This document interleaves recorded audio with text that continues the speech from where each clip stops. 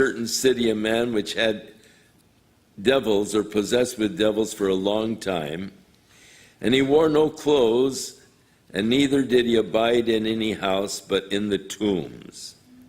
And when he saw Jesus, he cried out, and he fell down before him, and with a loud voice he said, "What have I to do with you, Jesus, you Son of the God the Most High? I beseech you, or beg you, torment me not." For he had commanded the unclean spirit to come out of the man, for oftentimes it had caught him. And he was kept bound with chains and in fetters, and he would break the bands, and was driven of the devil into the wilderness. And Jesus asked him, "What is your name?"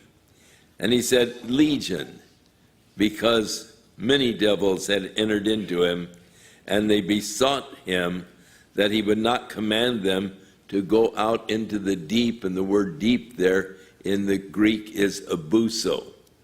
So they knew, these demons, that their place of incarceration during the glorious millennial reign of Christ on the earth will be in the abuso.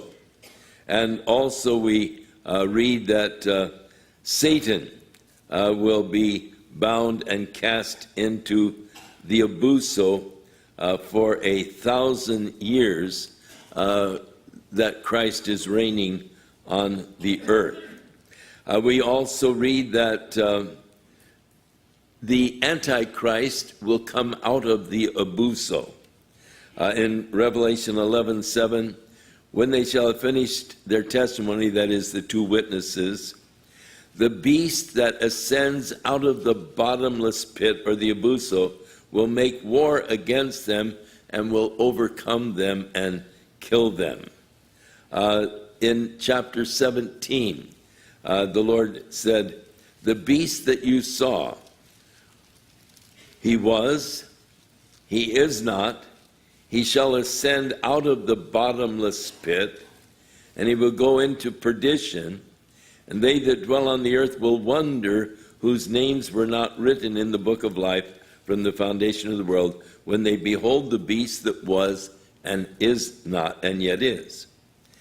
In Revelation chapter 20, we find then their destiny. "And I saw the angel come down from heaven, having a key to the bottomless pit, and a great chain in his hand.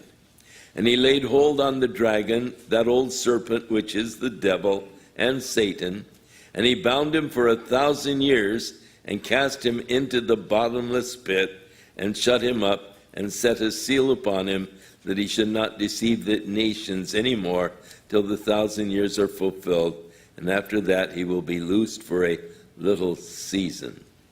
So sort of the background, or all of the abuso that is described here in chapter 9. "The fifth angel sounded, the star falling from heaven unto the earth, and to him was given the key of the bottomless pit. And he opened the bottomless pit, and there arose a smoke out of the pit, as of the smoke of a great furnace. And the sun and the air were darkened by reason of the smoke of the pit," or abyss. "And there came out of the smoke these demonic creatures that looked a little bit," he's trying to describe them now, and of course you can imagine how difficult it would be to describe things that are so weird looking, and you only compare them to things that people sort of know a little about. They look a little bit like locusts, and they have power. They are commanded not to hurt the grass and the green things, which of course the locusts usually attack. But only those men which have not the seal of God in their foreheads. Now, back under the sixth seal, we find God sealing, or fifth seal, the 144,000 of the Jews, and they are spared many of the judgments of the Great Tribulation period. And this is one that they are spared. They are told they're not to torment those who have the seal of God in their foreheads. It was given that they should not kill, but that for 5 months that their torment was like the torment of a scorpion when it strikes a man. Now, probably not many of you have been, stung by a scorpion. It's not a common kind of a thing. We were down in Guatemala, sort of out in a very remote area, and our daughter Jan reached into her purse in the morning when she woke up, and she screamed, and so I went in to see what was wrong, and she said, "Daddy, something happened and my hand just hurts." And so I took her purse and I put it on the ground and stomped it, and then poured out this giant black scorpion, and of course put ice on the sting, which sort of numbs it and takes away the pain, but it's a very severe pain.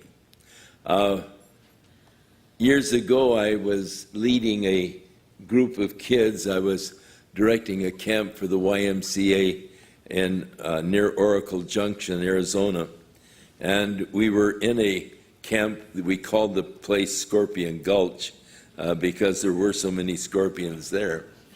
And I had hiked the kids up to this abandoned mine, and as we were hiking back, I heard this yell back up the trail, and I went back to see what was going on, and this little kid had not a scorpion, but he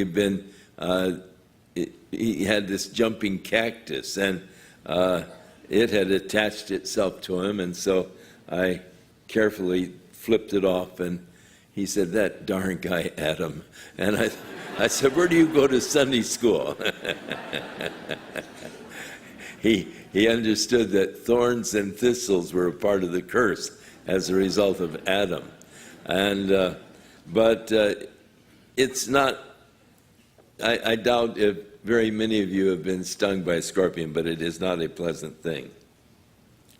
But for 5 months, they are tormented with the torment as of a scorpion when he strikes a man. And in those days shall men seek death, and shall not find it, shall have a desire to die, and death shall flee from them.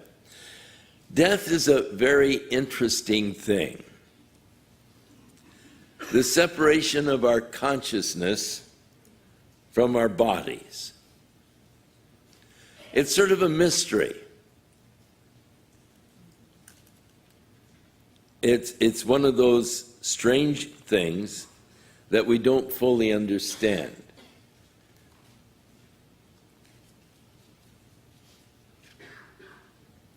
Death can be a blessing